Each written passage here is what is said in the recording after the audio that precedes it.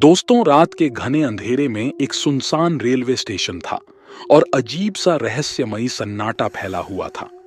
Station पर दूर दूर तक कोई इंसान नहीं दिख रहा था।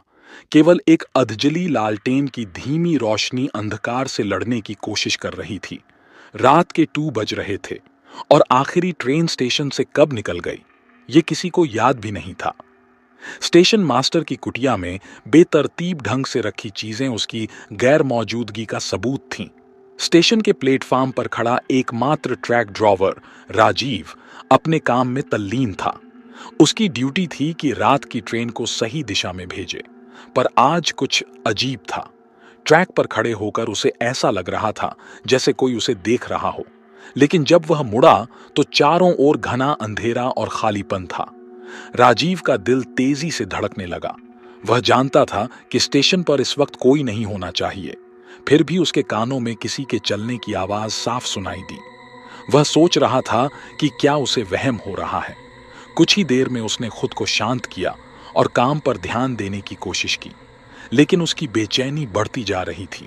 अचानक दूर से आती एक ट्रेन की धुंधली आवाज ने उसे चौकन्ना कर दिया। यह ट्रेन के आने का समय नहीं था। राजीव ने घड़ी की ओर देखा। ट्रेन की आवाज और करीब आने लगी, लेकिन ट्रैक पर कहीं भी ट्रेन की कोई रोशनी नहीं दिख रही थी। ये कैसे हो सकता है? राजीव ने खुद से सवाल किया। उसने रेडियो उठाया और स्टेशन मास्टर को कॉल किया, लेकिन दूसरी तरफ से कोई जवाब नहीं आया। तभी उसे एहसास हुआ कि स्टेशन मास्टर का केबिन भी खाली था। अचानक उसकी नजर स्टेशन के दूसरे छोर पर पड़ी। वहां कुछ हलचल हो रही थी, जैसे कोई छाया तेजी से प्लेटफार्म पर भागी हो। राजीव ने टॉर्च उठाई और उस तरफ दौड़ा, लेकिन वहां पहुंचते ही वह छाया गायब हो गई। राजीव का डर अब और गहरा हो गया। उसने अपने सारे डर को किनारे रखा और सोचा कि उसे ट्रैक पर ध्यान देना चाहिए। उसने ट्रैक की दिशा बदलने के लिए लीवर खींचा, लेकिन जैसे ही वह लीवर खींचता, अचानक एक ठंडी हवा का झोंका आया, जिससे उसकी टॉर्च हाथ से गिर गई और चारों ओर अंधेरा फैल गया। टॉर्च गिरते ही उसने एक अजीब सी घुरघुराने की आवाज सुनी। उसकी रीढ़ में ठंडक दौड़ गई। उसने तुरंत झुककर टॉर्च उठाई, लेकिन अब प्लेटफार्म पर कुछ नहीं था। उसने खुद को तसल्ली दी कि यह बस उसकी घबराहट का नतीजा है। ट्रेन की आवाज फिर से सुनाई दी, लेकिन इस बार और जोरदार। राजीव ने ट्रैक की ओर देखा। ट्रैक पर कोई ट्रेन नहीं थी, लेकिन आवाज जैसे किसी भारी इंजन की तरह गूंज रही थी। उसकी सांसें तेज हो गईं। उसने मन ही मन सोचा कि क्या उसे स्टेशन छोड़ देना चाहिए, लेकिन उसकी ड्यूटी उसे रोक रही थी। तभी अचानक स्टेशन की लाइट्स खुद ब खुद जलने बुझने लगी। राजीव का दिल जोर से धड़कने लगा। वह उलझन में था कि यह सब क्या हो रहा है। अचानक उसकी नजर एक अनजान व्यक्ति पर पड़ी, जो स्टेशन के दूसरे छोर पर खड़ा था।